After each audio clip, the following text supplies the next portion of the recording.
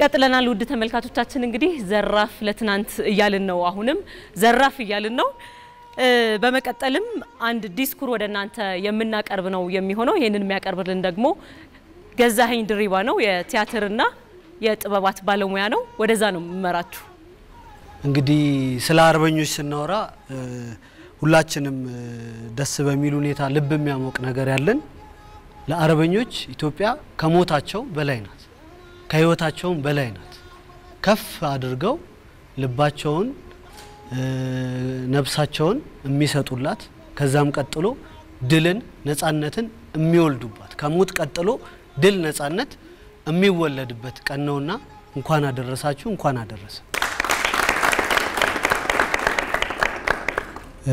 በመጀመሪያ ማቀርበው ሐሳብ ስለ አርበኝነት ስናወራ የሰው ልጅ የመኖር አስፈላጊ ነገሮች በሙላ በታጣበት ጊዜ የተደረገ መሆኑን አንድ ባንድ ለመግለጽ ሞክራለሁ በመጀመሪያ የሰው ልጅ የምግብ ጥያቄ አለበት ስለዚህ የምግብ እጦት ነበር ስንቅ አቅራቢ ብዙ አልነበረም ቢጎዱ መድኃኒት አቅራቢ አልነበረም ከዛም ባለፈ አብዛኞቹ እንግዲህ አድዋ ጀግኖችን ባድዋ ጊዜ የነበሩት ግማሾቹ እዚህኛው ላይ ተሳትፈዋል ደጃች ባልቻን ሌሎቹንም መጥቀስ እንችላለን እነሱን ደግሞ ስልጣናቸውን በገንዘብ ጣሊያን አስቦ የመደለል ሐሳብ ኖሮት አንደኛ የስልጣን ኮታ የማካፈል ሐሳብ እየሰጣቸው ባስ ሲልም ገንዘብም እየቆረጠ ሊያኖራቸው በሚፈልግበት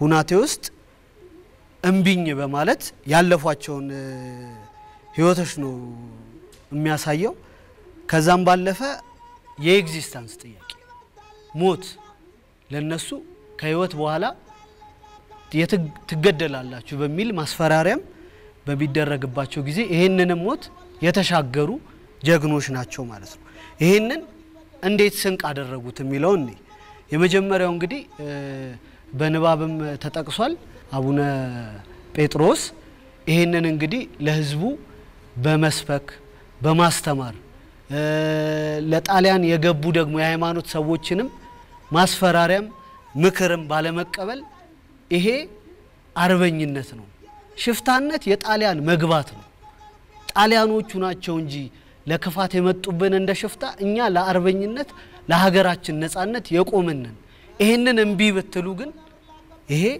ሁላችንም ላይ ቀጥሎ ሞትን የምንሻገርበት ነው የሚለውን አንደኛ የመንፈስ የነፍስን ምግብ የሰጡበት ነው ከዛም በመቀጠል የጥቁር አንበሳ ሰራዊት ህግ በማርቀቅ 10 ህግ አንቀጾችን በማርቀቅ በህግ ተደራጅተው ኢትዮጵያን ለመጠበቅ የተደራጁበት ነው በዚህም ውስጥ አንደኛ የአርበኝነቱን ጉዳይ እነ ሌተናል ጀነራል በላይ ኃይለ አብ እንዲሁም ደግሞ በፖለቲካ ዘርፍ ውስጥ ደግሞ እነ ይልማ ደሬሳ የተሻለውን በጎነትም እንወስዳለን በሚል የሄዱበት ነው ከዛም ባለፈ ጀግኖቹ የቀደሙ አርበኞች እነ ደጃች ባልቻ ሁለቱንም የመጀመሪያው አድዋ ጦርነትን በማሸነፍ እዚህኛው ላይም ደግሞ የመንፈስም የጥንካሬም እነ ራስ ምሩ ኃይለ ስላሴም ይሄንን ጦር በማበርታት ወደፊት ይሄዱ ሲሆኑ በሌላኛው መንገድ ደግሞ ራስ አበበ አረጋይ ደግሞ ጦሩ ሲበረታ ብርታቱን ደግሞ ባጣበት ጊዜ ሲበረታ እየወጉ ብርታቱን ደግሞ የሚያገኝበት ጊዜ ለማግኘት ከጣሊያን ጋር በመደራደር እጄን ልሰጥ ነው በሚል ጦሩ እንዲደረጅ እንዲበረታ በማድረግ ድጋሚ ደግሞ ወደ ጦርነት ከፍ አድርገው የሄዱበት ጊዜ ስለሆነ ከዛም ባለፈ የጣሊያን ጦር ከአድዋ ጦርነት ጊዜ በመማር በቁጥር በማብዛት ከሊቢያም ከሱዳንም የገዟቸውን የቀኝ ግዛት ሰዎችን ወደ ጦርነት በማምጣት ከኤርትራም የመጡትን እንዲዋጉ በማድረግ የኤርትራ ወታደሮች ግን ያኔ በቀኝ ግዛት ውስጥ የነበሩት ከርተው ወደ ኢትዮጵያና እንዲሁም ወደ ኢትዮጵያ ወደ አርበኝነት በመግባት አሳይተውናል ማለት ነው። ከዚህ በመቀጠል ይሄን መስዋዕትነት እንዴት በጥንካሬ ያለፍነው ካልን ኢትዮጵያ ከመኖራቸው ከስልጣናቸው ከሆዳቸው እንዲሁም ከነፍሳቸው አስበልጠው አርነት ለማቆም እጅ ለእጅ ተያይዘው የተማማሉባት ማስፈራሪያ መደለያ ምንም ነገር የማይሆንባት እንደ አርማ የተሰቀለችውን ትዕምርት ለመስቀል እዚህ ጋር ያደረሱበት ታላቅ ቀን ነው። ክብር ለአርበኞቻችን፣ ክብር ለኢትዮጵያ። ዘራፍ ለትናንትና ይለን ዘራፍ ለዛሬ ዘራፍ ለነገ ያልን ገና እንቀጥላለን። ነገር ግን እዚህ ላይ አንድ ቆንጆ ህብረ ዝማሬ ደግሞ ለተመልካቾች ብንጋብዛቸው ጥሩ ነው መሰለኝ አይደለ? ሞቅ እናርገውና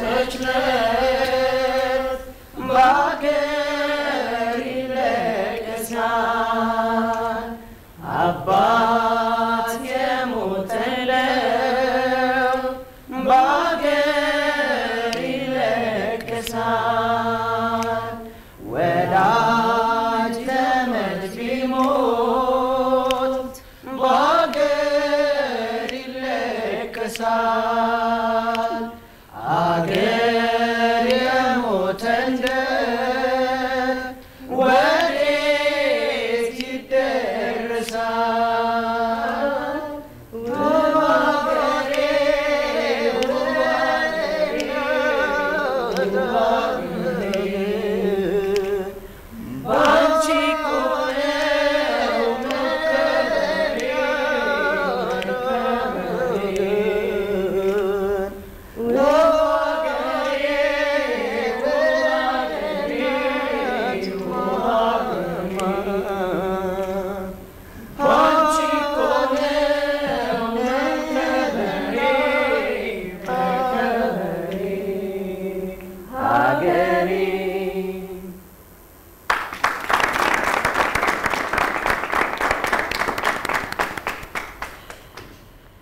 እጅግ በጣም እናመሰግናለን ውብ ዜማ ነው እናንተ ደግሞ በደንብ አሳምራችሁታል ለራሳችሁ ወትሮም ልማዱ ነው የኢትዮጵያ ጀግና ሀገሩን በጠላት መቼ ያስደፍርና እንዳለ ጥላሁን በዜማው ትናንት በደም ዋጋ የተረከቧትን ሀገር ለማስቀጠል የአባት አርበኞች መንፈስ የተላበሱ ጀግኖች ዛሬም አሉ ዘራፍ ለዛሬ ልንል ነው የዲያንቺ ጋር ልመጣ ነው ዘራፍ በግጥም ነው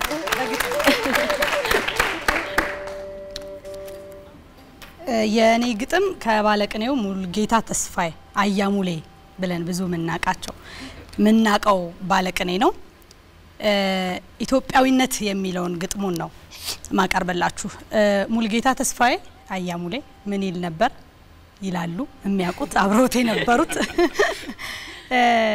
ይሄ ዓለም የተዋቀረው በእውቀት በጥበብና በሚስጥር ነው እኔ የምፈልገው ሚስጥሩ ነው ይል ነበር አሉና ስለ ኢትዮጵያ ያመሳጠረበት ግጥም ይመስለኛል እስቲ ትንሽ ልበልላችሁ ኢትዮጵያዊነት ይላል ኢትዮጵያዊነት እልህ አለበት ሴራ ባያስቋጥር ለበቀል በውህደት በህብረት እስከሚቀላቀል ኢትዮጵያዊነት ደራ አለበት የጋለ ማረሻ የሚያስውጥ እንኳን እምነት ማተብ ቃል የማያስለውጥ ኢትዮጵያዊነት ተስፋ አለበት የሩቁን አቅርቦ የሚያሳይ ያንጀት የማጀቱን የኋላውን መሳይ ኢትዮጵያዊነት አንድም በእምነት አንድም በእውነት አንድም በሰውነት ኢትዮጵያዊነት ለኔ አይኔ ብይኔ ሴባስቶፖል ኢትዮጵያዊነት እዳለበት ያስራት መክሊቱ የጎደለ እንደ ቸርነቱ እሱ ያውቃል እሱ እየታደለ ኢትዮጵያዊነት ይሉኝታ አለበት ከሰው አፍ ላለ መግባት ለርኩስ ከሳሽ መንፈስ ቢያጣለት ልባት ኢትዮጵያዊነት ፈውስ አለበት የስም ስብራት የሚጠግን ምን ምላሽ ባይኖረው ምን ባያስመሰግን ኢትዮጵያዊነት አርምሞ አለበት ግብ ግብ ከራስ ጋር ፍልሚያ አደብ በከንፈሬ እድሜ ማራዘሚያ ኢትዮጵያዊነት ውል አለበት ለልቡ የገባው ቃል ስፍርና ሚዛኑን ያስታጠቀው ያውቃል ኢትዮጵያዊነት ብሂል አለበት የእልፍ ዘመናት ትውፊት ምን ጊዜም ንቅደሚት ምን ጊዜም ወደፊት ኢትዮጵያዊነት ጸጸት አለበት እንደ ግርሳት የሚያቃጥል ትላንትን ከነገ በዛሬ ሊቀጥል ኢትዮጵያዊነት እድር አለበት እንደ ሸረሪት ድር የሚያስተሳስር መርዶ የሚለፍፍ ንጋት የሚያበስር ኢትዮጵያዊነት ዘብ አለበት ለዚያውም ቀጥ እንደ ሰንደቅ ግዳጁን ተወጥቶ መብቱንም ሊያጠድቅ ኢትዮጵያዊነት ጉዞ አለበት ቢሄዱት የማይዘለቅ መልኩም ማይለወጥ ቀለሙ የማያልቅ ኢትዮጵያዊነት ጌጥ አለበት እንደ ቶጳዚዮን ፈርጥ በጥበብ ይደምቃል ክፉ ደጉን ሳይመርጥ ኢትዮጵያዊነት ጸጋ አለበት ከፈጠረው የሚያቆራኝ ዘለበት በእናቱ ፈገግታ እሷን ባዘለበት ኢትዮጵያዊነት ሞገስ አለበት በሰማዕት ገድል የደመቀ እንዳምቦ ገመራ ባሞት የታመቀ ኢትዮጵያዊነት ሞገስ አለበት በሰማዕት ገድል የደመቀ እንዳምባ ገሞራ ባሞት የታመቀ ኢትዮጵያዊነት ፍቅር አለበት መቼም ነዶ ማያልቅ በትህትና ታጅቦ በሰላም የሚያዘልቅ ኢትዮጵያዊነት ትንሳኤ አለበት የብሔረ ሕያዋን ናፍቆት ከእውነተኛ ሀገር ተገልጦ አሳውቆት ኢትዮጵያዊነት ጫጉላ አለበት ከሰርግ ከምላሹ ለጥቆ ወዶ ለፈቀደው ሊያስተናግድ ታጥቆ ኢትዮጵያዊነት ጽናት አለበት በቀኝ በግራ የተፈተነ እንኳንስ የቀልብ የእጅ ያላስበተነ ኢትዮጵያዊነት ዝማሬ አለበት ከጸጥታ ዜማ ቅኝት ጠልፎ አሻግሮ የሚያሳግር ከቀዳበት አልፎ ኢትዮጵያዊነት ጸሎት አለበት እለት ተለት ደጅ የሚያስጠና በቸራይን እንዲያዩት ጌታና ቀጠና ኢትዮጵያዊነት ገና ብዙ አለበት ገና ብዙ አለበት እንዳስተዳደሩ ቀን እንደዋለበት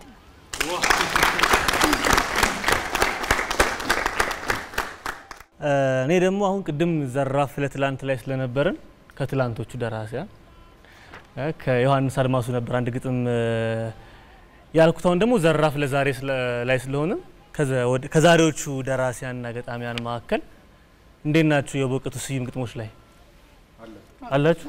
እሺ አመሰግናለሁ። በጣም አሪፍ። የማለዳ ድባብ ከተሰኘው መድብል ላይ ኢትዮጵያዊ ነኝ የሚለውን ግጥም ነው የምንሰማው። ስለዚህ መሀል ላይ ግን ታግዙኛላችሁ። ኢትዮጵያዊ ነኝ የሚለውን በህብረት ነው የምንለው። ኢትዮጵያዊ ነኝ።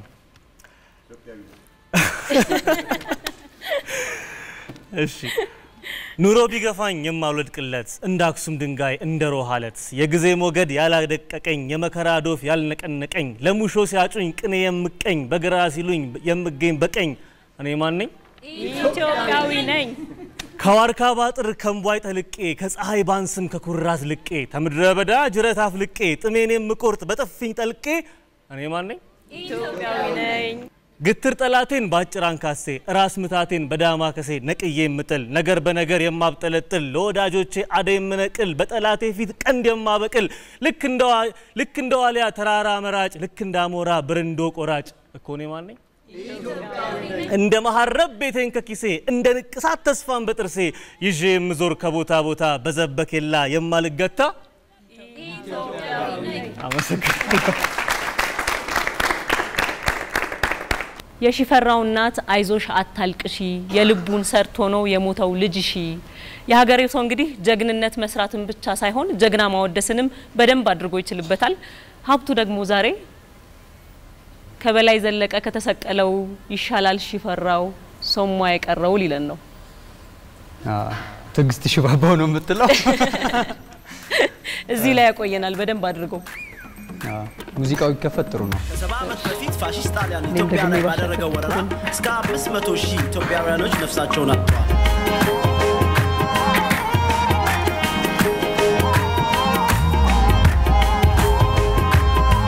ተንቀሳቀሱ።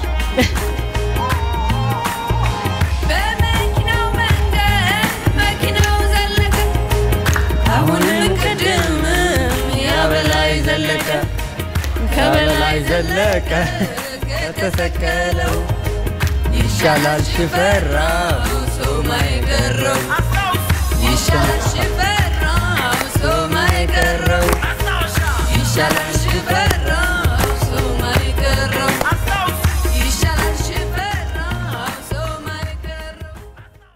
አርበኝነት ላይ ከተዘፈኑት ዘፈኖች ውስጥ ሰው እጅጋየሁ ሽባባው ምናልባት የዘፈነችው ሊመስለው ይችላል እንጂ ትግስት ሽባባው የምትባል ይህንን የመሰለ የድምጽ ሞያ ያላት ሴት የዘፈነችው ይሆናል ብሎ የሚገምት ብዙ ሰው አለ ብዬ አልገምትም።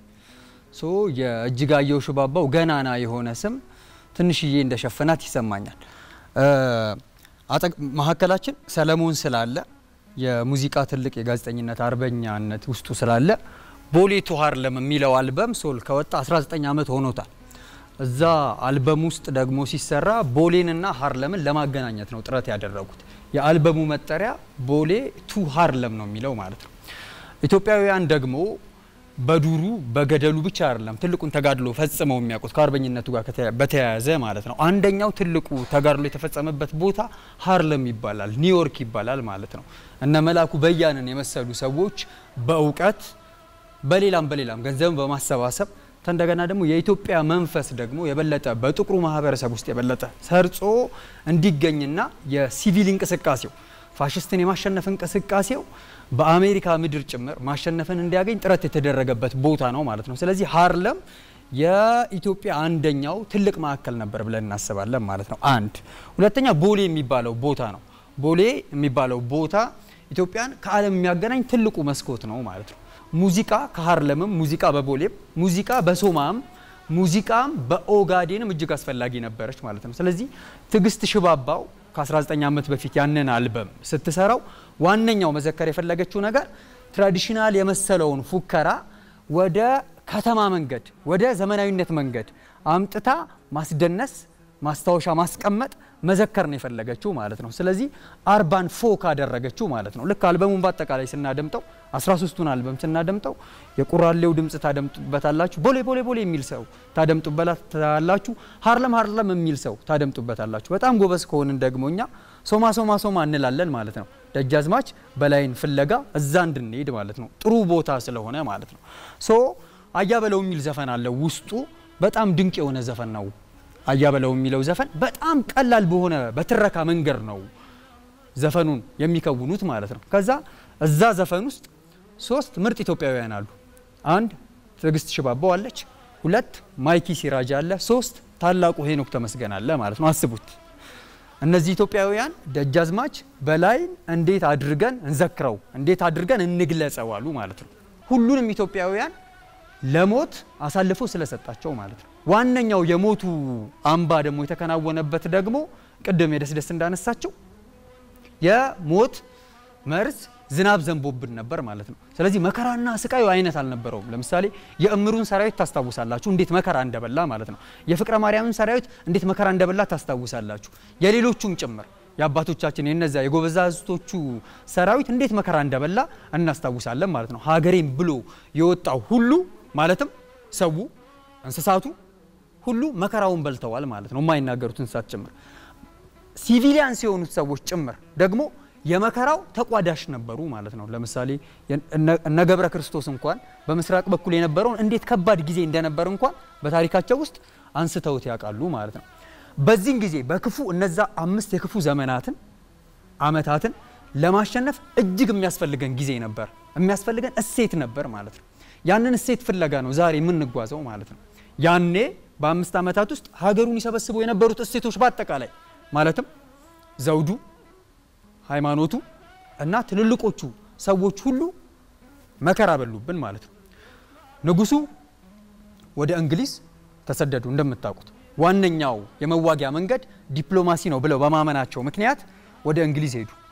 ብላታ ታከለ ወልደ ሐዋርያትን የመሰሉ ሰዎች እንዴት ንጉስ ሀገር ጥሎ ይሄዳል ብለው ሪምቦሉ ጩኸታቸው ሊሰማ አልቻለም። ስለዚህ የዲፕሎማሲውን ትግል ከሌሎች ሰዎች ጋር ለማከናወን ወደ አውሮፓ ተመሙ ማለት ነው። አንድ ሁለተኛ ነገር ሀገሩን የሚጠብቀው አሰባሳቢ ማንነት የሃይማኖት አባቶቻችን ናቸው። በተለይም ደግሞ በዛን ጊዜ ላይ ኢትዮጵያውያን 5 ጳጳስ ነበር። ከ5ቱ ጳጳሶቻችን 2ቱ ጳጳሳት መስዋዕትነት ከፍለዋል ማለት ነው። በረከታቸው ይደርብ አቡነ ጴጥሮስ እና አቡነ ሚካኤል ማለት ነው። ስለዚህ ንጉስ የለም በሀገሪቷ ውስጥ፣ የሃይማኖት መሪ የለም፣ አሰባሳቢ ማንነት ነው። 2 ሶስተኛ ነገር ደግሞ ሀገሩ የነበረውን የነቃ ዜጋን ደግሞ ማጥፋት አስፈላጊ ነበር ማለት ነው። ለምሳሌ በ20ኛው ክፍለ ዘመን መባቻ ላይ የተማሩ የነቁ ሀገሩን ወደ ዘመናዊነት ለማራመድ ጥረት ያደረጉ የነበሩት የኛን ሰዎች በአጠቃላይ ደግሞ ፈጅቷል ማለት ነው። ይሄን ጊዜ ላይ ሀገሩን አለውልህ የሚል ለሀገሩ ዘራፍ የሚል እሴት ያስፈልገን ነበር ማለት ነው። ፀሐይ ብርሃነ ስላሴ የምትባል በጣም ድንቅ መምህርት አለች። እሷ ምን ትላለች? የኢትዮጵያ ትምህርት ትላለች። የኢትዮጵያ ትምህርት 2 ነገርን ይፈጥራል ትላለች። አንዱ ጀግና ይፈጥራል ትላለች፣ ሁለተኛው ደግሞ ጻድቅ ይፈጥራል ትላለች። በዚህን ጊዜ ነው ጻድቃኑና ጀግኖቹ የምር የተፈተኑበትና የምር የተገለጡበት ጊዜ ሆኖ የሚታየው ማለት ነው። የትዕግስት ሽባባው ዘፈን ልክ እዚህ ላይ ይመጣል ማለት ነው።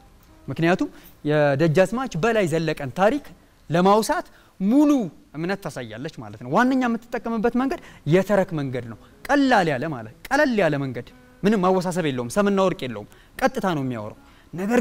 ነገር ግን ለምሳሌ ሶል ዘፈኑን ሲያደምጠው በደንብ ሀዘን ይሰማዋል ብዬ አስባለሁ። ጀግንነት አለው፣ እውነት አለው፣ ተጋድሎ አለው፣ ገድል አለው።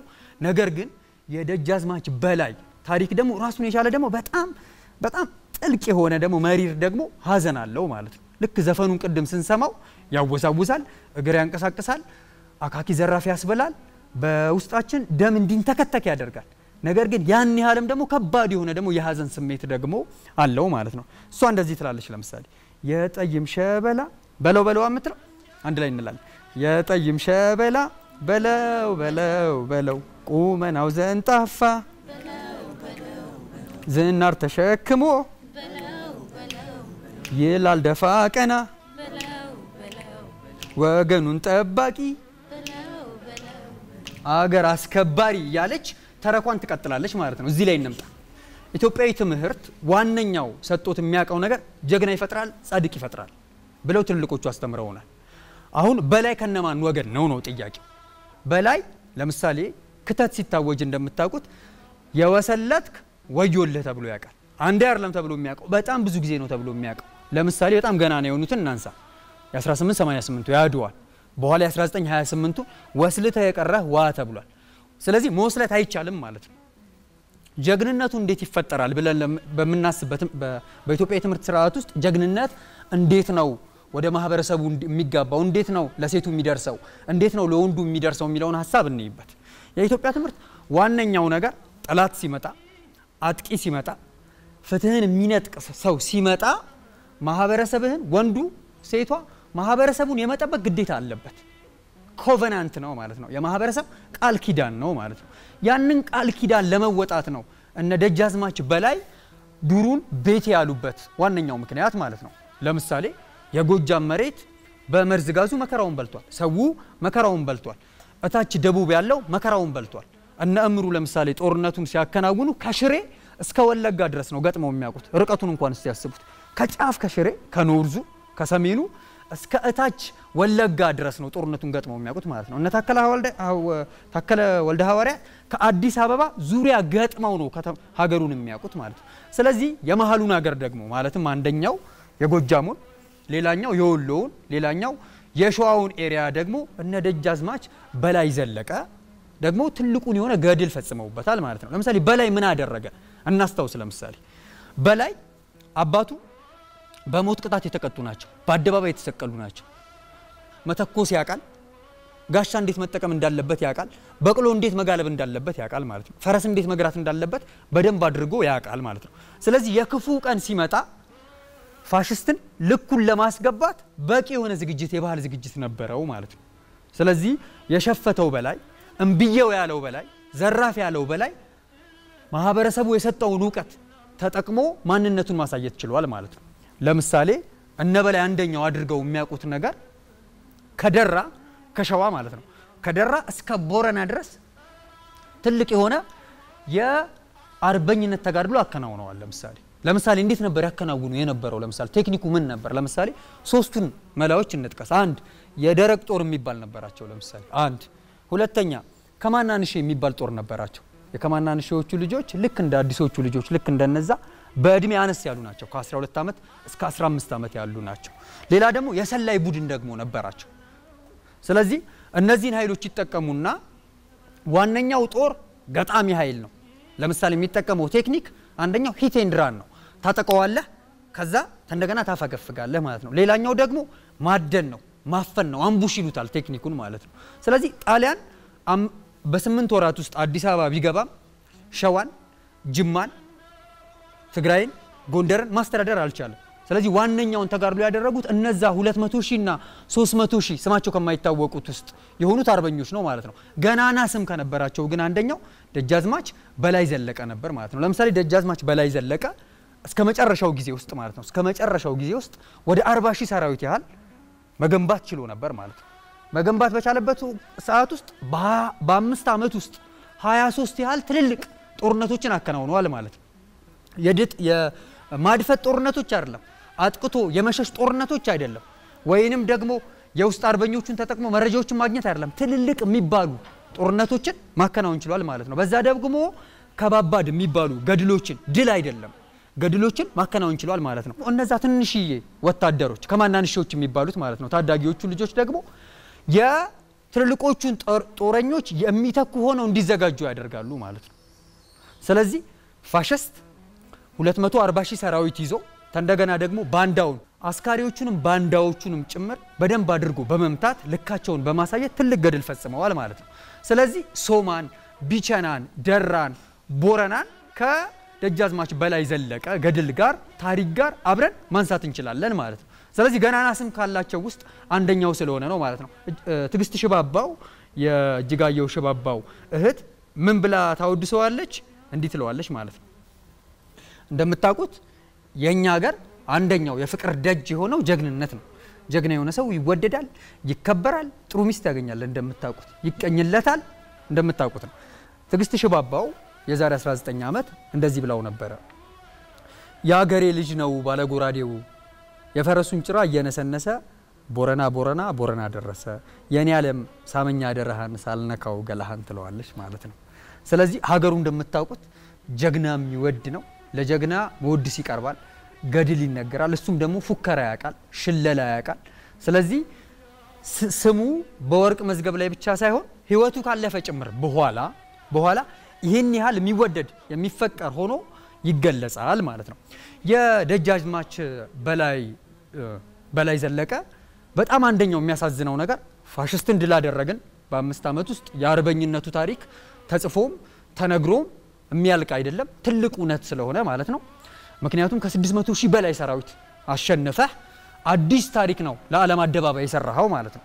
ከዛ ያቺ የተስፋይቱ ምድር የነበረችው ለኢትዮጵያውያንም ለጥቁሮችም የሆነችውን ሀገር ዋነኛው መጠበቅ የቻሉት አርበኞቹ ናቸው ማለት ነው። እንደየሚናቸው እንደየአይነታቸው ማለት ነው። ለምሳሌ በዲፕሎማሲያዊ አደባባይ ትልቅ ድል የፈጸሙ አሉ። በጦርነት ሜዳው በዱሩ በገደሉ ትልቅ ድል የፈጸሙ አሉ። እንደምታውቁት ደግሞ በውስጥ አርበኝነት ደግሞ ትልቅ ድል የፈጸሙ አሉ ማለት ነው። ስለዚህ አይነቱ በጣም ብዙ ነው ማለት ነው። ስለዚህ የደጃዝማች በላይ ዘለቀ ታሪክ አንድ አሳዛኝ የሆነ ውስጡ የጀብዱን የገድሉን ያህል ደግሞ አሳዛኝ የሆነ ታሪክ አለው። እንደምታውቁት በእድሜ ኖሮ 35 ዓመት ብቻ ነው።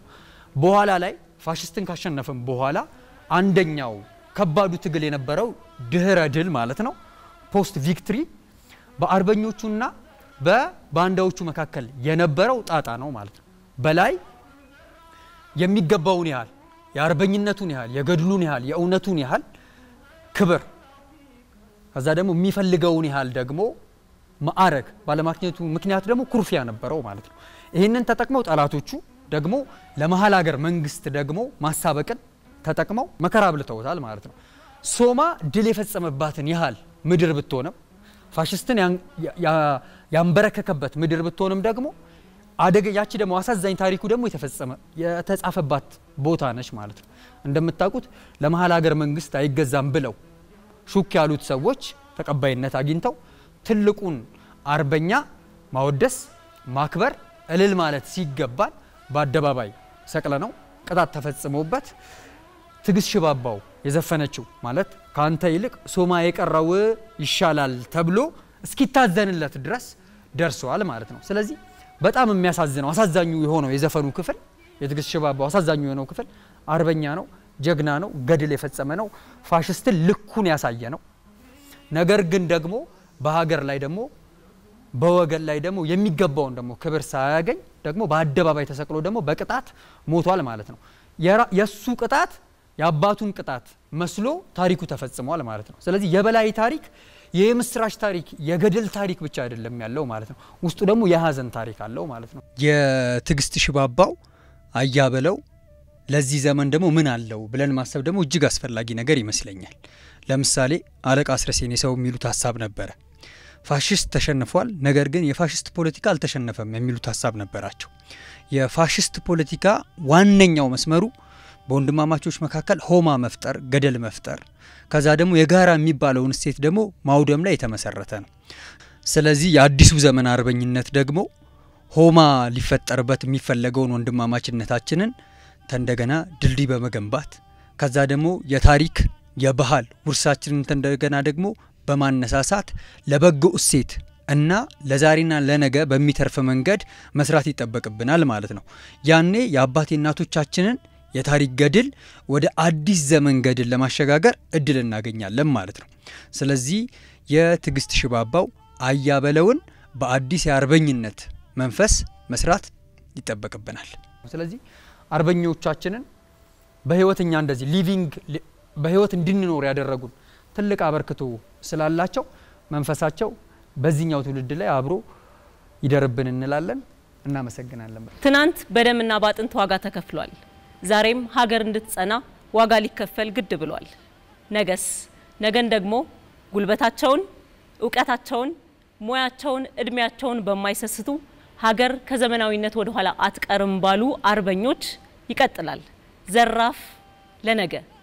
አሁን ደግሞ ብዙዎቻችን እንደ ብሔራዊ መዝሙር ከሸመድናቸው ዘፈኖች መካከል ለሀገራችን ከዘፈኑት ዘፈኖች መካከል በታላቁ ሙዚቀኛ ቴዎድሮስ ታደሰ የተሰራውን እምዬ ኢትዮጵያ እንጫወታለን ማለት ነው። እምዬ ኢትዮጵያ ይመረልሽ ሰብሎን አውድማው ጎተራው ይሆንልሽ ሞሎን በቸር ውሎ ይደር ጋራሽን ተራራሽ ወንዛ ወንዝሽ ሾሎ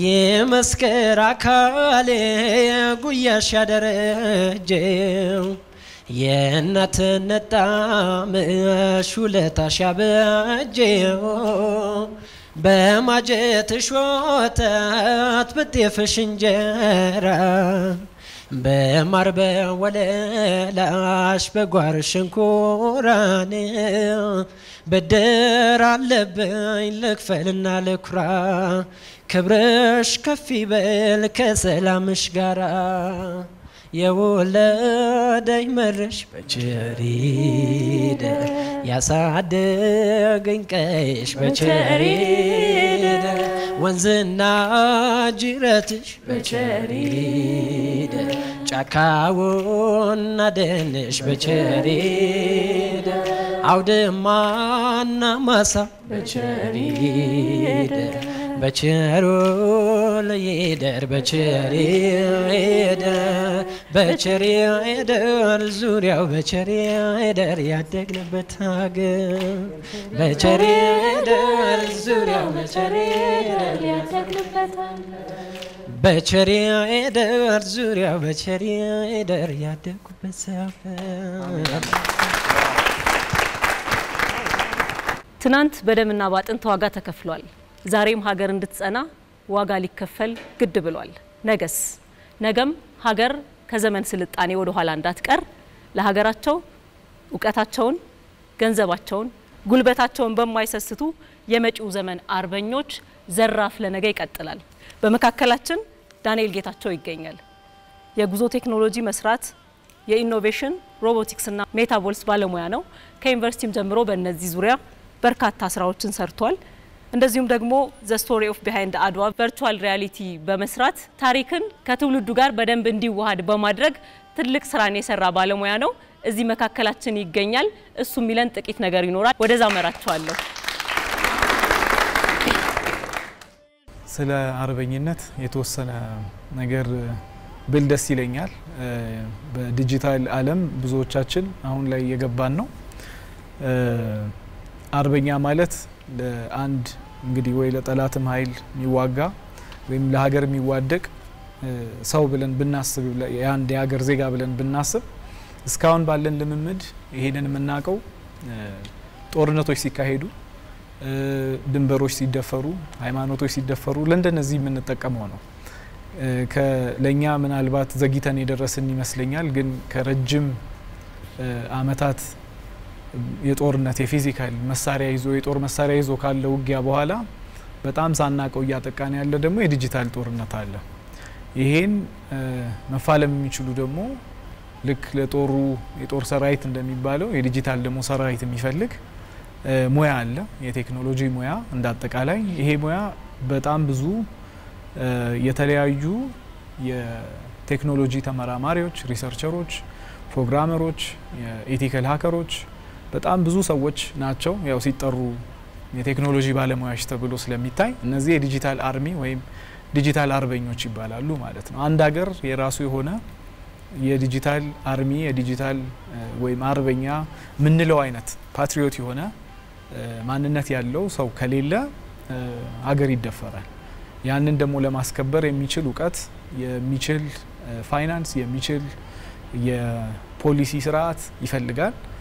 ለዛ ሌሎች ሀገራት በጣም ተጠቅመውበት ዛሬ ላይ ኢኮኖሚ መለኪያው ያው ሁሌ የምንሰማው የጂዲፒ መለኪያ ብቻ ሳይሆን የዲጂታል አቅሙም እንደ አንድ የጦር መሳሪያም ኒውክሌር ያላቸውም በዝርዝር ይጠቀሳሉ አይደል?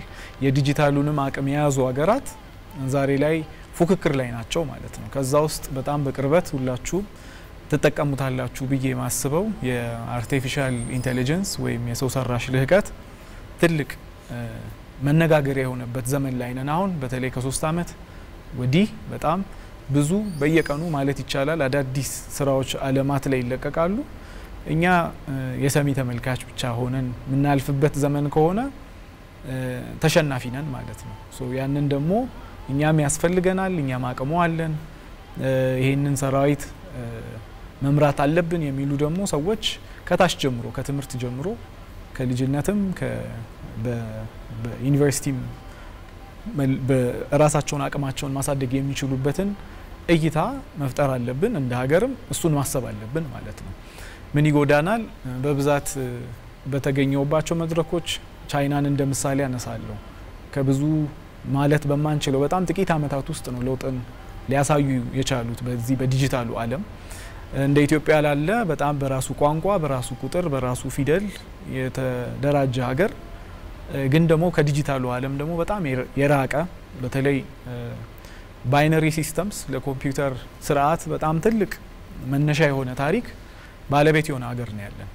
ግን ከኛ ከወጡ አይዲያዎች ከኛ ከወጡ ዲዛይኖች፣ ኮንሴፕቶች ሌሎች አልቀውት በደንብ ዛሬ ላይ መልሰው እየሸጡልን ያንን እሳቤ መቀየር የሚችል ደግሞ ስርዓት መቀየር የሚችል አስተሳሰብ ያስፈልገናል ማለት ነው።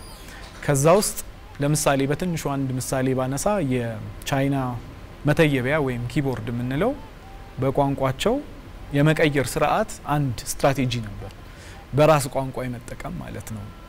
አሁን እኛ በጣም ቋንቋችን ያስቸግራል ብለን የምናስብ ነን፣ ግን ከ3000 በላይ የነሱ ቃላቶች እንደ አንድ ፊደል ነው የሚጻፈው። ለመጻፍ በጣም የሚያስቸግር የቋንቋ አይነት ነው። ያንን ወደ ዲጂታል ስርዓት ማምጣት የነሱ አንድ ሉዓላዊነት ነው። ምክንያቱም አስኪ ኮድ የሚባል ነገር አለ። ብዙዎቻችሁ የምትጠቀሙት ኪቦርድ ስልካችሁ ቢከፈት ኤቢሲዲ ያለው እሱን ነው እኛ ወደ አማርኛ ወደሚመስል እየቀየርን የምንጠየቀው። ያ ማለት ሌሎች ሀገራት ያወጡት ስታንዳርድ ሌሎች ሀገራት የያዙትን ህግ እያከበርን የኛን ቋንቋ በእነሱ እያስታከክን ነው የምናስተዋውቀው ማለት ነው። እሱን ይዞ ዲጂታል ስርዓት ላይ ሶፍትዌሮች ቢሰሩ አዳዲስ ነገሮች ቢበለጽጉ አሸናፊ የሚያደርገን ነገር አይመጣም። ከዛ በመቀጠል ሁሉ የምንጠቀማቸው እቃዎች አጠገባችን ኤሌክትሮኒክስ እቃዎች ስንቱ ኢትዮጵያዊ ናቸው? ስንቱን እኛ ተረድተናል? የተማረው የሰው ኃይል የትኛውን ሪሰርች አፕግሬድ አድርጓል? ያው በብዛት ኢንዱስትሪ ላይ ወይም ድርጅት ላይ የሚሰሩ ፈጠራዎችን ነው የምናየው እንጂ በዩኒቨርሲቲ ደረጃ የሚነሱ ምርምሮችን የት ድረስ ሄደው ዓለም ላይ አዲስ ነገር ኮንትሪቢዩት ማድረግ ችሏል የሚለው መፈተሽ ያስፈልጋል ማለት ነው። ሶ የዛ አይነት እሳቤ የያዘ ትውልድ መፍጠር ከሚመጡ ሌሎች ጥቃቶች ይጠብቁናል። ከዚህ ውስጥ መነሻ ለማድረግ አገር ሲያድግ ያው ሁሉ አገር ጠላት አለው። ጠላት ደግሞ መግቢያ መንገዱ ብዙ ነው። አንደኛውና ደግሞ አሁን ላይ በጣም አስከፊ የሆነ የመጣው የዲጂታል ጦርነት ነው። ያው እኛ ሳይበር ስፔሳችን ተጠብቆ ያው ብዙ ቦታ እንደምንሰማቸው ብዙ ተቋማትም አሉ ከጀርባ፣ ግን ደግሞ ባለሙያ ይፈልጋሉ፣ ምርምሮች ይፈልጋሉ። ከሱ በላይ ደግሞ የራስ ንብረት ይፈልጋል። የራስ ፈጠራ፣ የራስ ኮምፒውተር፣ የራስ ሶፍትዌር፣ የራስ ኦፕሬቲንግ ሲስተም ይፈልጋል ማለት ነው። ያንን መስራት፣ ያንን ዲዛይን ማድረግ፣ ያንን ማዕቀፍ ውስጥ መሳተፍ መቻል ፓትሪዮት ያደርገናል። እንደ ሀገርም ከብዙ ጥፋቶች ይጠብቀናል ማለት ነው። እኛ በማናቀው መልኩ ገብተው የኛን ስርዓት የሚያዛቡ ብዙ ጉዳዮች እንሰማለን። ፋይናንሻል ስርዓታችን ውስጥ የሚገቡ የቀን ለቀን ወይም የገቨርንመንት ኢገቨርንመንት ሰርቪሶች ውስጥ ወይም የመንግስታዊ የሆኑ ጉዳዮች አሉ። እነዛ ስራዎች ላይ የሚሰሩ ዲጂታል ሲስተሞችን ዲስራፕት ማድረግ፣ ይሄ ደግሞ ለአንድ ቀን እስቲ ባንኮች ቢቆሙ ምን አይነት ህይወት ይገጥመናል የሚለውን ማሰብ ነው። ስለዚህ አንዳንዴ ለጨዋታ የምናደርገው የሚመስለን ነገሮች አሉ፣ ግን ደግሞ ከሌላ የሚመጡ ጥቃቶችን የነጭ ጥቃት በነጭ እቃ መጠበቅ አንችልም። በራሳችን እሳቤ በራሳችን እውቀት ብዙ ጦርነቶች በራሳችን ስትራቴጂ አልፈናል። አሁን ዘመኑ ደግሞ አፕዴት ካላደረግ ነው ብዙ አልፈውን የሄዱ ጠላቶች የሚያጠቁበት መንገድ በጣም ከባድ ይሆናል ማለት ነው። ይሄን ከአድዋ መማር እንችላለን። የመጀመሪያውን አሸንፈናል፣ ከዛ በኋላ ብዙ አልቀናል። ያ ማለት የመሸነፍ መለኪያ ሳይሆን እኛ ራሳችንን አሻሽለን አሳድገን የመዘጋጀት ጉዳይ ላይ ብዙ መሰራት አለበት። እዛ ላይ በጣም መሳተፍ የሚችል ትልቅ ደግሞ አሁን አቅም አለ። ይሄን ደግሞ በጣም በአጽንኦት ማየት አለብን። ብዙ ሀገራት የተቸገሩት ወርክ ፎርስ ነው። ቻይናን ከአሜሪካ በአሁን ሰዓት በጣም የሚለያት ነገር በአንድ ጊዜ ዛሬ አሁን የምንጠቀመው ፈርኒቸር ቢሆን ኤምዲኤፍ የሚያመርት ሀገር ቢሆን 10,000 ማምረት ቢችል በሰከንድ አሜሪካ ውስጥ ይሄን ማሰብ ማለት ከባድ ነው። ሮቦትም ይዘው ላይ ያደርሱት ይችላሉ። ባንዴ ብዙ ማኒፋክቸር የሚያደርግ የሰው ኃይል አላት ቻይና። ብዙ ለዛ ነው ኢኮኖሚዋን በዚህ ልክ እያሳደገች ፉክክር ውስጥ ያለችው። ኢትዮጵያ ደግሞ በጣም ከብዙ ዓለማት የሚለየን ብዙ የተማረም ወይም ወጣት የምንለው ኃይል አለ። ግን ስንቱ ደግሞ በዲጂታል አቅም ራሱን ያበቃ ነው የሚለውን ነገር ማሰብ ይፈልጋል ይመስለኛል። አሁን 5 ሚሊዮን ኮደርስ ስልጠናዎች በመንግስት አናውንስ ተደርጓል። ይሄ ምን ያሳያል? በጣም በጥቂቱም ቢሆን 5 ሚሊዮን ሰው ይሄንን አዌር ቢያደርግ ይሄንን የተሻለ ስራ ነገ የተሻለ ህይወት ወይም እነዚህ የምንላቸውን ጉዳዮች ላይ የሚገባ ይሆን ያህል ሰው ኃይል ይመጣል የሚለውን ነገር ያሳያል። ይሄ የለንም ማለት አደጋው አሁን ቁጭ ብለን ችግር የለም ከበላን ከጠጣን የምንልበት ዘመን አይደለም። አርቲፊሻል ኢንተለጀንስ እርግጠኛ ነኝ ሁላችሁ ሙያችሁን አሁን ብትጠይቁ አንድ ኤአይ ፕላትፎርም የሚሰራው እየሆነ ነው። ይሄ አደጋም አለው። አዲስ የስራ እድልም ማየት ካልቻልን ያሉትን ስለሚወስድብን ተጨማሪ ሌላ ኬዮቲክ ነገር ይመጣል። ሶ የሚመለከታቸው ሰዎች የሚመለከታቸው ተቋማት ቀድሞ ይሄንን ማዘጋጀት መቻል እኔም እንደ ባለሙያ ያለብኝ ግዴታዬን እየተወጣው መቀጠል አለብኝ። ሌላም የመንግስት ተቋምም ባለሙያም ይሄንን አድሬስ ማድረግ አለብን ማለት ነው። ዛሬ አንድ የሰው ልጅ ጭንቅላት የሰራው ስራ ነው አሁን የምናየው ሶፍትዌር፣ አሁን የምናየው ቴክኖሎጂ፣ የምናየው ግንኙነት ወይም ኮሚኒኬሽን የተፈጠረው በጣም እየተሻሻለ ወይም ኤአይ እየተካው ሲመጣ የሰው ልጅ ማሰብ ከሚችለው ሳይሆን ምናልባት እዚህ አዳራሽ ውስጥ ከተቀመጥነው ሰዎች ወይም እዚህ ሰፈር ውስጥ ያሉ ሰዎች ሙሉ አቅማቸው ተጨፍልቆ የሚሰራ ሲስተም ማለት ነው። ስለዚህ ልዩነቱ የዛን ያህል ነው። አንድ ሰው በአንድ ነገር ኤክስፐርት ይሆናል። እኔ ሙያዬ ቴክኖሎጂ ነው፣ ስለ ቴክኖሎጂ ያለው ብዙ ደግሞ እዚህ የተገኙ በተለያየ ሙያ ላይ ያሉ ደግሞ ሰዎች አሉ። ይሄ ኮምባይንድ የሆነ እውቀት ያለው አቅም መቋቋም የሚችል እሱን ደግሞ በደንብ አድቫንስ ማድረግ የሚችል የሰው ኃይል ወይም ዲጂታል አርበኛ ካልሆነ ብዙ ነገር እናጣለን ማለት ነው። ይሄንን ቻይናን እንደ ምሳሌ ሁሌ ማያየው ዲፕሲክ ተብሎ ከሰማችሁ ወይም ከቻት ጂፒቲ ጋር ሲፎካከር የካፒታሊስት ሜንታሊቲው ነገሮችን ሁሉ በግዢ ማየት ሴል ማድረግ እሳቤ አለ። ምንም ነገር እኛ ለመጠቀም ከፍለን ነው ሰብስክራይብ አድርገን ነው። ቻይና ደግሞ ዴሞክራታይዝ ማድረግ ነው። ለምሳሌ በነፃ ቻት ጂፒቲ የሚሰራውን የሚባለውን ወይም እዛ ኤአይ ላይ የምናውቀውን በነፃ እኛ እንድናገኝ ሰው አክሰሰብል ማድረግ ለምሳሌ ተደራሽ ይደረጋል። የቴሌኮም ኢንፍራስትራክቸር ይባላል።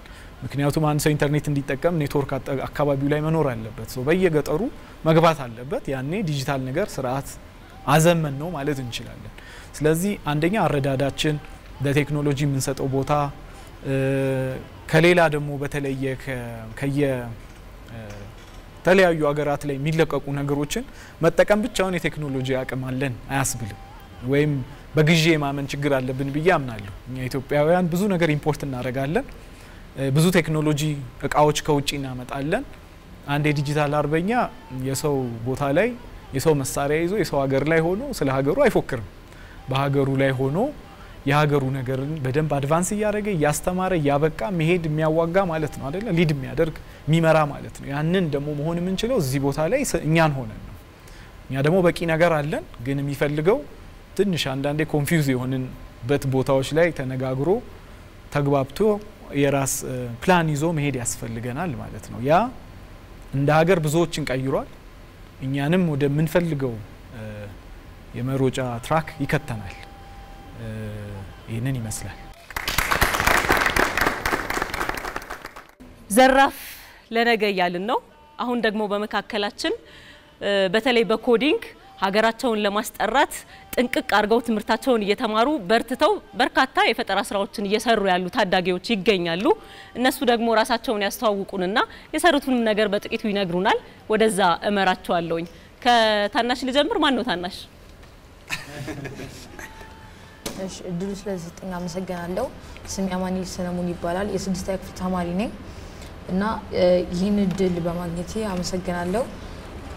ይህንን ኮድ ለመጀመር የ5 ሚሊዮን ኮደርስ ባዘጋጁት ለ5 ሚሊዮን ሰልጣኞች ባዘጋጁት ዝግጅት ላይ እኔም ሰልጥኜ ላይክ በኮዲንግ ላይ እውቀት እንዲኖረኝ አድርጎኛል እና አሁን ፕሮጀክቶች እየሰራው ይገኛለሁ እና ፕሮጀክቴ የመጀመሪያው ፕሮጀክቴ ኦንላይን ለርኒንግ ማኔጅመንት ሲስተም ይባላል ላይክ ኦንላይን የሚማሩበትና አድሚን ፔጅ አለው አድሚን ፔጁ ደግሞ ላይክ ኢንስትራክተር ፔጅ አዳርጎ ኮርሶችን ካረገ በኋላ ላይክ ለተማሪዎቹ የሚማሩበት ዌብሳይት ነው የሰራሁት እና ሁለተኛው ደግሞ የሚሆነው ሙቪ ሳይት ነው ሎጊን ሲያደርጉ እድሜያቸውንና የተለያዩ ካታጎራይዝድ የሆኑ ነገሮች አሉ እሱን ሎጊን ካደረጉ በኋላ በእድሜያቸው የሚመጡ ቪዲዮዎችን የሚሰጠን ቪዲዮ ሙቪ ሳይት ነው የሰሩ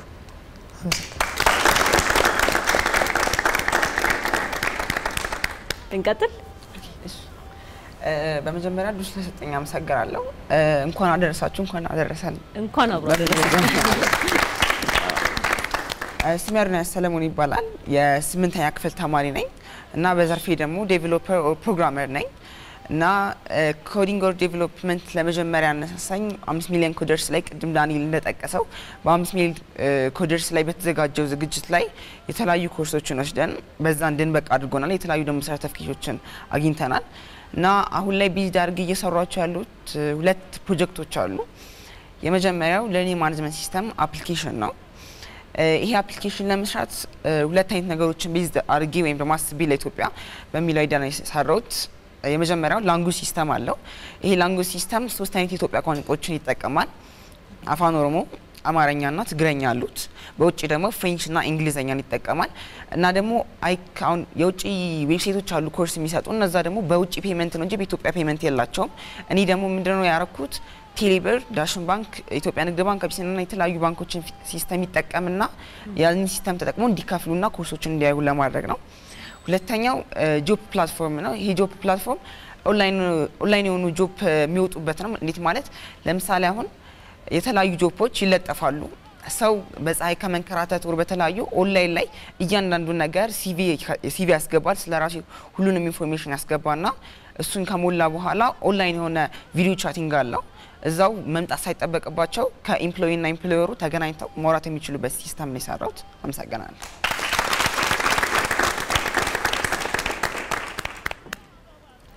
በጣም ደስ ይላል አይደል በደንብም ተስፋ ምንጥልባቸው ልጆች ናቸው እሺ አመሰግናለሁ በመጀመሪያ ለዚህ የኩራት ቀን ስላደረሰን እንኳን አደረሳችሁ ማለት ነው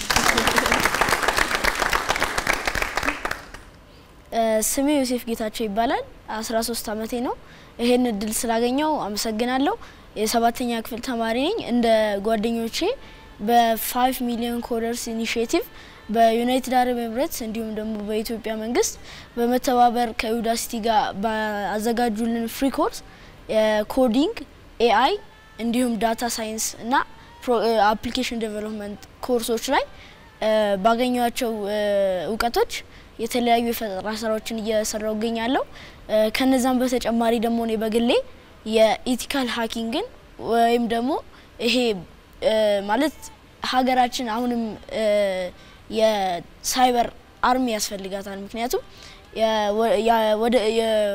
በፊቱ አርበኝነት ያው ሁሉም እንደተናገረው በጋሻና በጦር ነበር አሁን ጀነሬሽኑ ተቀይሮ ሁሉም ነገር በዲጂታል ሆኗል ሶ ያው ማንኛውም የዴቨሎፕ የሆኑ የበለጸጉ ሀገራት የሚመኩበት ነገር የሳይበር አርሚያቸውንና የሌሎች ዲጂታል አርሚያቸውንና እንደ ሀገርም ይሄ አርሚ ያስፈልገናልኛምና በዛ በሳይበር ሴኩሪቲ ፊልድ ላይ የተለያዩ ፕሮጀክቶችን ሰርቻለሁ ከነሱ መካከል የመጀመሪያው ፖዞ ቨርነለብል ዌብ አፕ ይባላል ይሄ ፖዞ ቨርነለብል ዌብ አፕ ምንለው ፖዞ ማለት ከስሙ ስንነሳ ስፓኒሽ ማለት ይሄንንም የመረጥኩበት ምክንያት ያው ፕሮጀክቶችን ስንሰራ ኢንተርናሽናሊ መሆን አለበት ከዚህ በፊት የሰራሁት ፕሮጀክት ላይ ስሙ ኢቲኤል ነበር ኢቲኤል ማለት የኢትዮጵያስ ልጅ የመጀመሪያው የኢትዮጵያ ንጉስ ሲሆን ባንዲራን ለዓለም ያስተዋወቀ ድንቁ ንጉስ ነበርና ያንን በማሰብ አንድ ፕሮጀክት ሰርቻለሁ ከሱ በተጨማሪ ደግሞ ፖዞ የተባለው የስፓኒሽ በስፓኒሽ ደህና ወይም ዌል ማለት ነውና ያንን በመጠቀም የሰራሁት ፕሮጀክት ነው ይሄም ምንድነው ኢቲካል ሃከሮች ሃኪንግን በሚማሩበት ሰዓት ላይ ቲዮሪውን ከተለያዩ ዌብሳይቶች እንዲሁም ደግሞ ከተለያዩ ቪዲዮዎች ላይ ይማራሉ ከዛ በኋላ ግን ያው የሆነ ቲዮሪ ከተማሩ በኋላ እንዴት ሃክ ማድረግ እንዳለባቸው ፕራክቲካሊ መሞከር አለባቸውና ፕራክቲካሊ ለመሞከር ደግሞ መማር ያስፈልጋቸዋል። ያንን የሚማሩበት ዌብሳይት ነው የሰራሁት።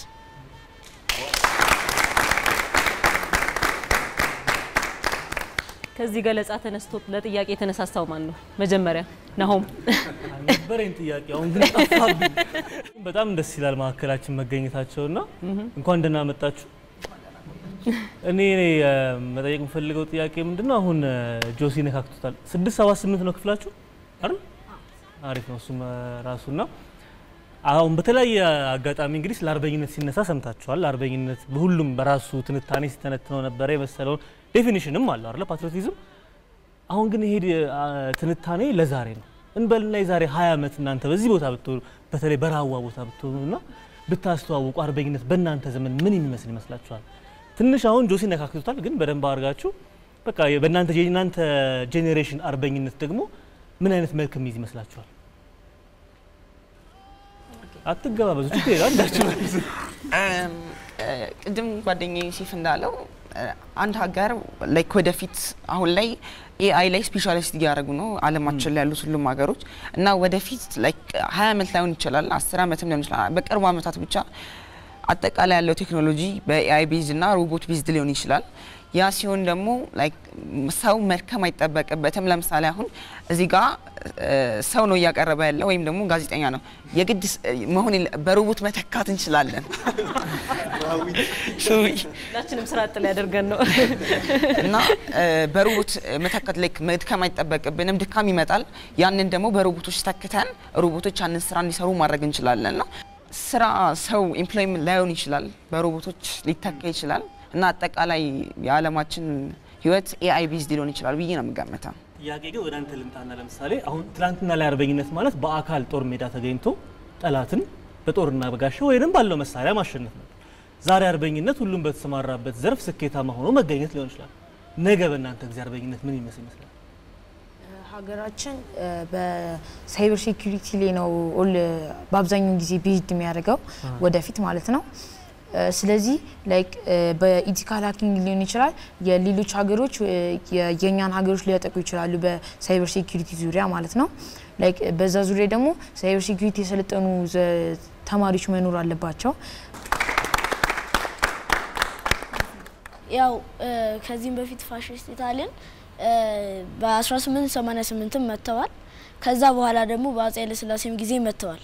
ያው መጀመሪያ ሲመጡ ኢትዮጵያን እንደዚህ ኤክስፔክት አድርጎ አልነበረም። ያው የኛ አባቶች ደማቸውን አጥንታቸውን ከስክሰው ደማቸውን አፍሰው እኛን እዚህ እንቆም አድርገውናል። በድጋሚም ሊወሩን በመጡ ጊዜ ያው አሰቃቂ አይነት ጭፍጨፋ ቢያደርጉብንም ያው አባቶቻችን ያንንም ተቋቁመው አሁን አቆይተውናል። አሁንም ደግሞ ያው ፋሺስት አይተው ምክንያቱም ያው ኢትዮጵያ ዲፊት እስካረገችው ድረስ አሁንም ካውንተር አታክ ለማድረግ ይመጣልና ያሁን ደግሞ የሚሆነው በእርግጠኝነት በወደፊት ጊዜ ማለትም ከ20 ከ30 ዓመት በኋላ የሚሆነው የሳይበር አታክ። እናም ያው አባቶቻችን የዘኔ በጎራዴና በጋሻ ነበር። አሁን ያው በጎራዴና በጋሻ በ20ና 30 ዓመታት በኋላ ያንን ፊክስ ማድረግ አንችልም። ሶ ያው እነሱም ያደረጉት ምንድነው መጀመሪያ ኔክስት ጄነሬሽን ላይ መስራት ተማሪዎችን ማስተማር ኔክስት ጄነሬሽን ላይ መስራት ነበር የመጀመሪያው ሀሳባቸው። ምክንያቱም ያው የኔክስት ተቀባዮቹ እነሱ ናቸው የሚሆኑት። አሁን 5 ሚሊዮን ኮደርስ ላይ እንዳደረጉትም እኛም ሰልጠነን ያው ወደፊት የተለያዩ አታኮች ይኖራሉ። እነዛን ድል አድርገን ደግሞ በዚህ ከ20 ከ30 ዓመት በኋላ በዚህ ፕሮግራም ላይ በሳይበር ደግሞ ያደረግነውን ድል የምናይ ይሆናል። ዋው ዝክራለን። ዘራፍ ለነገ ግን በደንብ ሞቅ እያለ ነው አይደል? አንድ ጥያቄ ግን ለጆሲ ስንት ዓመት ነው ጆሲ? 13 በቃ ጨርሻለሁ። እንዳላችሁት እናንተ ትላንትና የደም መስዋዕትነት የሚጠይቅ ነጻነት የሌለበት ዘመን ላይ ነበርን። ዛሬ ደግሞ ነጻነት አግኝተናል፣ ግን ድህነት አለ። ካለም ወደ ኋላ የቀረንባቸው ብዙ ነገሮች አሉና ሁሉም በየዘመኑ ቁጭት አለበት። እናንተስ አሁን ዘራፍ የሚያስብላችሁ የሚቆጫችሁ ነገር ያው ኢንፎርሜሽን ላይ ነው። አብዛኞቻችሁ ኢንፎርሜሽን ቴክኖሎጂ ላይ ነው የምትሰሩትና ምንድነው እስቲ የሚቆጫችሁ? ካለም ምን ያህል ወደ ኋላ ቀርተናል፣ እናንተስ ምን ያህል ሬዲ ናችሁ? ተስፋስ አለ ነው በእናንተ ዘመን ደግሞ? የመጀመሪያው እኔን የሚያስቆጨኝ ነገር ዳንኤልም ቅድም ብሎት ነበር።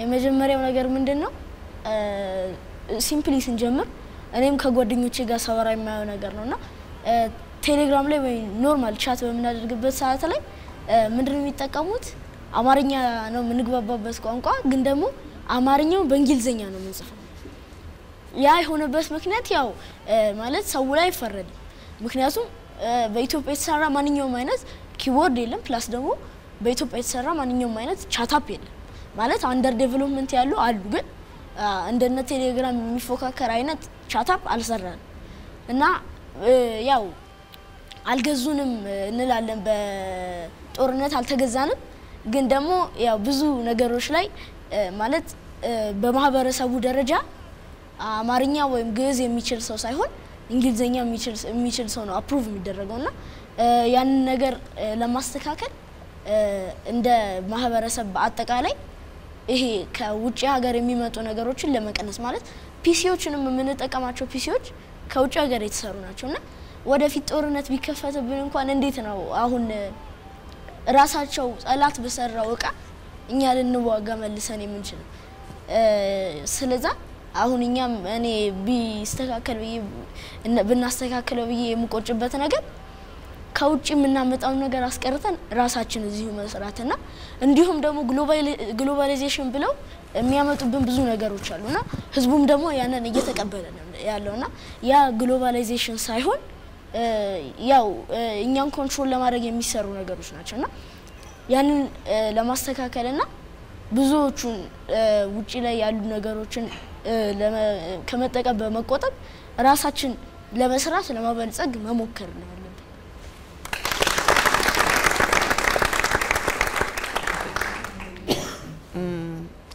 አሁን ሁለት አይነት ሄዶች ነው ለማሳት ይፈልጉት የመጀመሪያው ከአጠቃላይ በአለም የቀረንበት ብዬ ማስበውና የሚቆጨኝ ነገር ቢኖር በአጠቃላይ በቴክኖሎጂ ዘርፍና በኤአይ ዘርፍ ላይ ነው የሚሰማኝ ምክንያቱም ለምሳሌ አሁን ማንኛውም ኤአይ ላይ የሆነ ጥያቄ መጠየቅ ብንፈልግ አማርኛ ጥያቄ ብንጠይቅ የሚመልስ ማንኛውም የሆነ ኤአይ የለም ይሄ የሆነበት ምክንያት ለምን ብለን መጠየቅ አለብን ለምን የራሳችን የሆነ ኤአይ ሲስተም መስራት አንችልም ሴኪዩርድ የሆነ ለምን አይሆንም ለምሳሌ አሁን ማንኛውም የምንነጋገረው ከማንኛውም ሰው ጋር በውጭ ሀገር የታየ ነው ወይም ደግሞ የሚታወቅ ነው ለምን በእኛ ሴኪዩርድ የሆነ ለምን ሴኪዩርድ የሆነ የራሳችንን ሲስተም አንፈጥርም ነው ሁለተኛው ደግሞ ለምሳሌ አሁን ውጭ ሀገር ከውጭ ሀገር ስንዴ የሚገባው ጥሬውን ሳይሆን ተቀቅሎ ነው ምክንያቱም እኛ ሀገር አዲስ ላይክ ስንዴውን እንዳናበቅለው ተፈልጎ ተቀቅሎ ነው የሚገባው እኛ እንድንጠቀመው ማለት ነው እንጂ ጥሬውን እቃ እኛ እንድናመርት አይፈልግም ለዛ ከውጭ ሀገር የምናመጣቸው እቃዎች ተትተው እዚሁ ሀገር ለምሳሌ አሁን ኤሌክትሪክ መኪኖች ሊሆኑ ይችላሉ ነዳጅ መኪኖች ሊሆኑ ይችላሉ ከውጭ ሀገር ነው የምናስገባው ይህንን ግን እዚህ ኢትዮጵያ ውስጥ ማኑፋክቸር ማድረግ ብንችል ብዬ ነው የምሰማኝ እኔ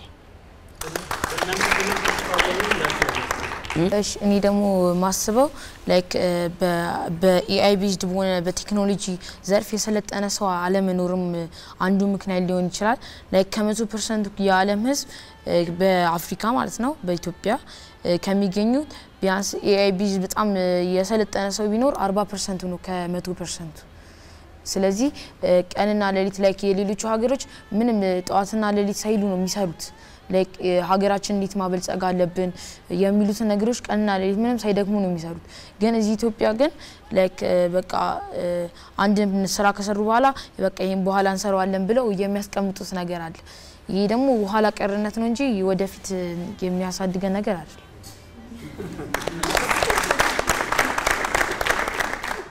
ምርቃቸው አንድ ጥያቄ ልጠይቃቸው ምርቃቱ ይቅደም ወይስ ጥያቄ መጀመሪያ ያሳድጋችሁ ህልማችሁን ሀሳባችሁን ያሳካላችሁ ከመከላከል በላይ ደግሞ ተጨማሪ ሌላ የቀጣዩ ዘመን ደግሞ ብዙ አይነት ምርቶችን ሀሳቦችን አገልግሎቶችን እንድታመርቱ ያድርጋችሁ ለሱ እኛን አርጅተን ያብቃን እናንተ ደግሞ ወጣት ሆናችሁ ያድርሳችሁ ላለው አንድ ጥያቄ ብቻ ነው ያለኝ አንድ ጥያቄ ህልማችሁ ምንድነው የምታልሙት መድረስ የምትፈልጉበት ቦታ ኦር ጉዳይ ምንድነው አሁን ላይ አቅጅ ያለው በማያው ደረጃ ኢትዮጵያ ውስጥ ብዙ ላይክ አንኤምፕሎይድ የሆኑ ብዙ ሰራተኞች አሉ በስራ እጦት ምክንያት ተመርቀው ዲግሪ ይዘው ማስተርሳቸውን ይዘው ብዙ ስራ ያላገኙ ብዙ ወጣቶች አሉ እና እነዛን ወጣቶች ወደፊት የራሴን ካምፓኒ ከፍቼ ትሬን አድርገው እዛ ካምፓኒ ላይ እንዲሰሩና ለቤተሰቦቻቸውም ለራሳቸውምና ለሀገራቸው ትልቅ ሚና እንዲጫወቱ እፈልጋለሁ። አሜን። እኔ ደግሞ ወደፊት ማስበው ላይክ በቃ በእውቀቱ ደረጃ በትልቅ ደረጃ በፕሮፌሰር ደረጃ መሆን ፈልጋለሁ። እናም ከሆንኩም በኋላ ትምህርት ተምረው ጨርሰው ቁጭ ብለው በቃ ላይክ እቤት ቁጭ ብለው የሚውሉ ብዙ ሰዎች አሉና እነሱን ደግሞ የራሳቸውን ማስጀመሪያ የሚሆን እውቀት ምናምን በቴክኖሎጂ ዙሪያ እውቀት ካስተማርናቸው በኋላ ላይክ የራሳቸውን ካምፓኒ እንዲከፍቱ ማገዝ። እሺ ያው ቀላል ነገር አይደለም ግን በወደፊት አሁንም ጀምር ያለው ኢትዮል ቴክኖሎጂስ የሚባል ስታርታፕ ካምፓኒ አለኝ እና ያንን ስታርታፕ ካምፓኒ በደንብ ማሳደግ እፈልጋለሁ። ይሄ ኢትዮል ቴክኖሎጂስ ይሄ ቴክኖሎጂ ሶሉሽን ካምፓኒ ነው። የተለያዩ ዌብ ዴቨሎፕመንት፣ ዳታቤዝ ክሪኤሽንስ እንዲሁም ደግሞ የሳይበር ሴኩሪቲ ሶሉሽኖችን ለመስራት ለወደፊት አስባለሁ። ማለት ሎንግ ዌይ አውት ነው ያለነው። ያንን ወደፊት ከፍ በምልበት ሰዓት ላይ ይሄንን አሳካለሁ ብዬ አስባለሁ። የሆነ ቴክ ሶሉሽን ለሀገር የማበርከት ነው ሀሳብ። በጣም ደስ ይላል። እንግዲህ ሁሉም ዘመን የየራሱ አርበኛ አለው። ለነገዎቹ አርበኞች ግን ሞቅ አርገን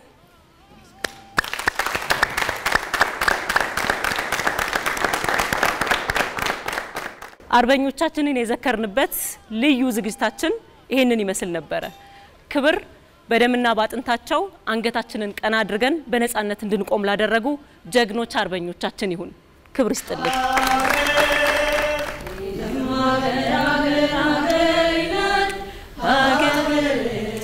የናገር